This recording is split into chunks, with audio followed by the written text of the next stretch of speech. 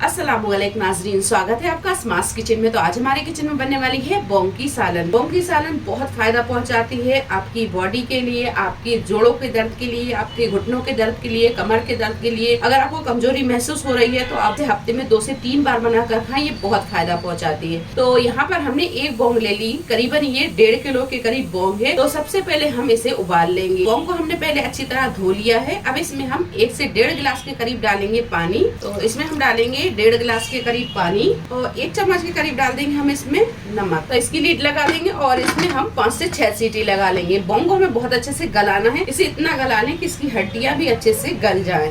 ये देखिए बोंग बहुत अच्छे से गल गई है। अब इसका हम मसाला तैयार कर लेंगे। बोंग की ग्रेवी तैयार करने के लिए हमने यहाँ पर 2 बड़े चम्मच के करीब तेल को गरम कर लिया है। अब इसमें हम साबुत मसाले डाल देंगे और साबुत मसाले हमने लिए हैं काली मिर्च, लौंग, बड़ी इलायची, दालचीनी और शाहजीरा। और मसाले हल्के से जब तड़क जाए तो इसमें हम डालेंगे 4 मीडियम साइज की प्याज का पेस्ट। कप में देखा जाए तो ये 1.5 कप के करीब प्याज का पेस्ट है। तो और 1 चम्मच डालेंगे हम इसमें अदरक का पेस्ट और 1 चम्मच के करीब डालेंगे हम इसमें लहसुन का पेस्ट। और इसी के साथ हम पाउडर मसाले भी डाल देंगे। तो यहाँ पर 1 टीस्पून हमने लिया है गरम मसाला पाउडर, 1/2 टीस्पून हल्दी पाउडर, 1 टीस्पून कश्मीरी लाल मिर्च, 1 टीस्पून लाल मिर्च पाउडर, 1 टेबल स्पून धनिया पाउडर और 1 टीस्पून डालेंगे हम नमक। तो नमक हम बोंग में डाल चुके हैं, तो यहाँ पर हम मसाले के हिसाब से ही डालेंगे।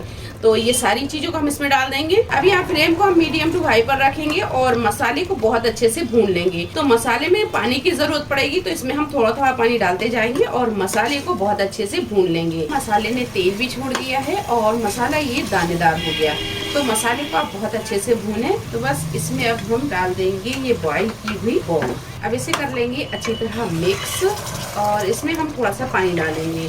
तो बस इसमें हमने 2 गिलास के करीब पानी डाल दिया है और इसे अच्छी तरह मिक्स कर दिया है। ग्रेवी आप देख सकते हैं ना ज्यादा गाढ़ी है और ना ज्यादा ही पतली है। तो फ्लेम को हम यहाँ स्लो कर देंगे और स्लो फ्लेम पर रखकर 12 से 15 मिनट इसे पका लेंगे। तो ये देखिए बोंग की सालन बनकर तैयार है। अब यहाँ हम गैस को बंद करेंगे और इसमें हम डालेंगे बारीक कटा हुआ हरा धनिया। तो इसमें हम थोड़ा सा धनिया डाल देंगे और धनिया डालकर हम इसलिए इसे ढक कर रखेंगे क्योंकि इसमें जो तार है वो अच्छी तरह उतर आए। तो यहाँ हमने गैस को बंद कर दिया है और इसे थोड़ी देर के बाद में करेंगे हम डिश आउट। बोंग की सालन का तार जो है वो अच्छी तरह उतर आया है। अब इसे करेंगे हम डिश आउट। तो बहुत ही मजे की ये बोंग की सालन बनी है। आप इसे जरूर ट्राई करें और सर्दी के मौसम में आप इसे जरूर ट्राई करें, ये आपको बहुत पसंद आएगी। तो रेसिपी आपको कैसी लगी कमेंट बॉक्स में आप जरूर बताएं। रेसिपी पसंद आई हो लाइक करें, शेयर करें और चैनल को सब्सक्राइब करें।